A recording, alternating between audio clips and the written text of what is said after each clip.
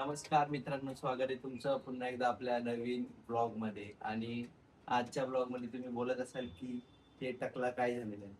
तर हे टक्कल करण्यापाठी कारण असं आहे की मी ती क्लिप टाकेनच. मी टक्कल का केलं त्याचं कारण माझे जे केस होते ते खूप लॉंग होते आणि लॉंग केस मी कट केल्याच्या नंतर त्याला तर स्ट्रेटनिंग वगैरे भरपूर काय केलं होतं.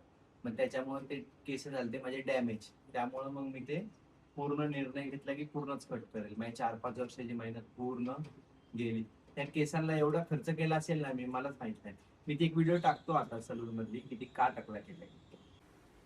मैं अभी अभिषेक भाव का पूरा टकला करने वाला हूँ क्योंकि उनका बाल रिपेयर होने के लिए टाइम काफी लगेगा, इसलिए ट्रीटमेंट कर करके उनका बाल हो गया खराब, इसलिए उनको करना पड़ेगा क्लीन टकला। तो अभी आपने को करना पड़ेगा टकला. टकला ओके, अभी उभरा चला टकला। देखो अभी टकला कैसे हो रहा है.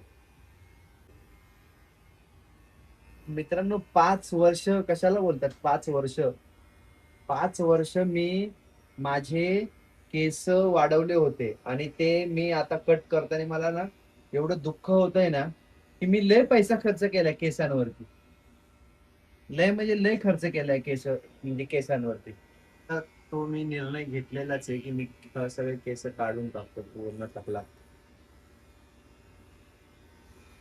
आता टक्कल करून बघा तुम्ही आता कसा दिसतोय टकला झाला पूर्ण.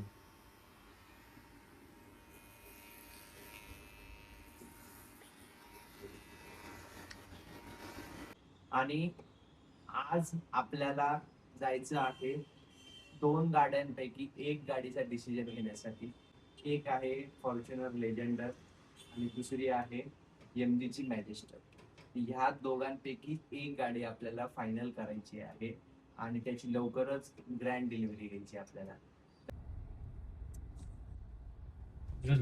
सरळ सरळ सरळ.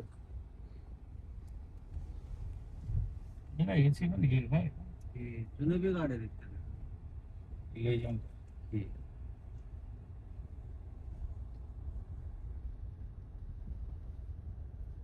ते पुढे आता एक लेजेंडर होती ना समोर, त्याला असं बघते त्याच्या खाली मेजरली अजून एक किट लागतं हा. आणि माग अच्छा अच्छा, तर ती लागलेल्या पीठ वाली कोणती आहे? एखादी आहे का अशी? काय बघायला तो माहिती. तो माहिती वाटतं.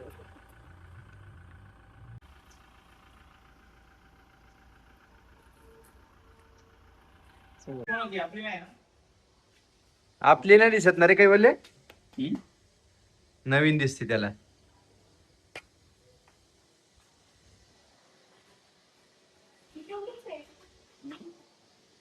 कशी म्हणजे हाईट बरोबर वाटते का?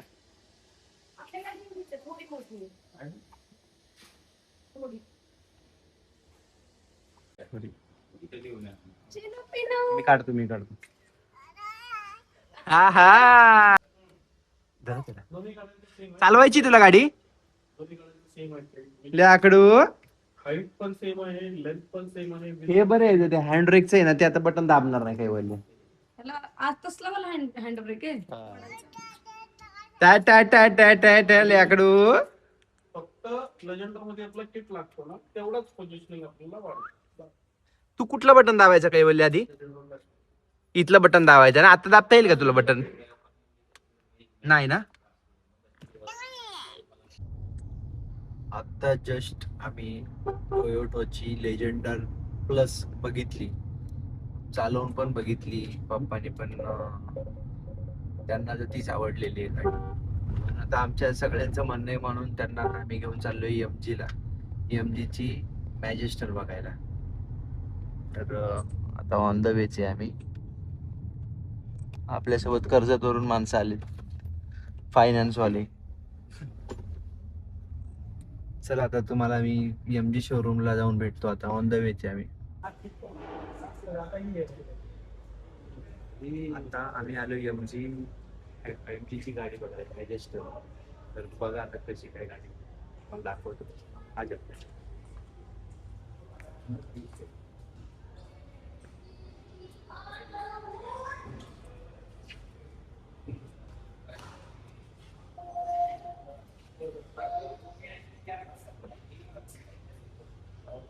बाकी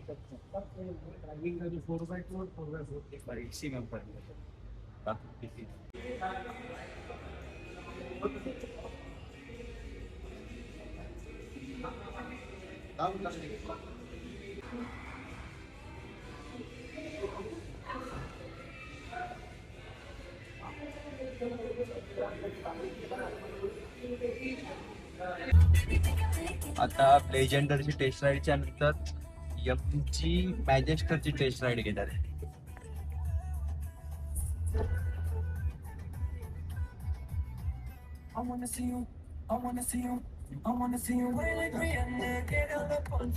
फरीद भाई कैसा एक्सपीरियंस है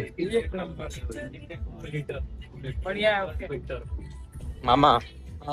ओके तात्या ओके.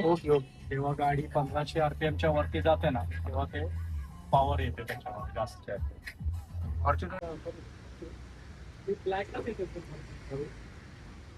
व्हाईट म्हणजे तुम्हाला ते पेंट करायला लागेल.